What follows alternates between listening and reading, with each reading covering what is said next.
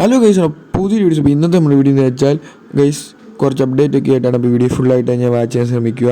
അപ്പോൾ സബ്സ്ക്രൈബ് ചെയ്യാവുന്നവരെല്ലാവരും ഒന്ന് channel subscribe ചെയ്യണം. അപ്പോൾ നമുക്ക് നേരെ വീഡിയോയിലേക്ക് പോകാം. ഗൈസ്, ഇന്ന് ഇൻ്റർ മിയാമിയുടെ കളി ഉണ്ടായിരുന്നു.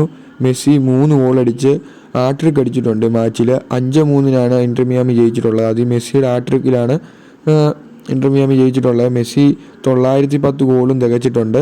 മേ ബി മെസ്സി മെസ്സി വേണമെങ്കിൽ ഒരു 1000 ഗോൾ അടിക്കാനുള്ള ചാൻസ് ഒക്കെ ഉണ്ട്. അപ്പോൾ ഇതിനെക്കുറിച്ചുള്ള നിങ്ങളുടെ അഭിപ്രായം എന്തായാലും താഴെ കമൻറ്റ് ചെയ്യണേ ഗൈസ്. അതുപോലെ തന്നെ ലീഗ് 1 PSG കപ്പടിച്ചിട്ടുണ്ട്.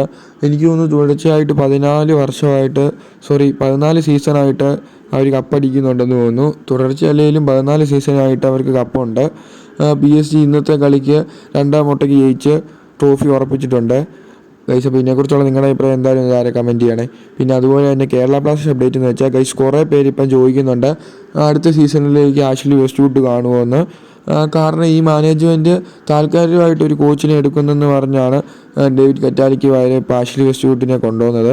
പക്ഷെ നല്ല ഇമ്പാക്റ്റ് തന്നെ കേരള ബ്ലാസ്റ്റേഴ്സ് ആഷ്ലി വെസ്റ്റ്വുഡ് ഉണ്ടാക്കിയിട്ടുണ്ട് ഗൈസ്. എൻ്റെ ഒരു അഭിപ്രായം പറയുകയാണെങ്കിൽ ആഷ്ലി വെസ്റ്റ്വുഡിനെ മാറ്റത്തില്ലെന്നാണ്. മേ ബി അടുത്ത സീസണിലും ആഷ്ലി വെസ്റ്റ്വുഡ് തന്നെ ആകാനുള്ള സാധ്യതയുണ്ട്.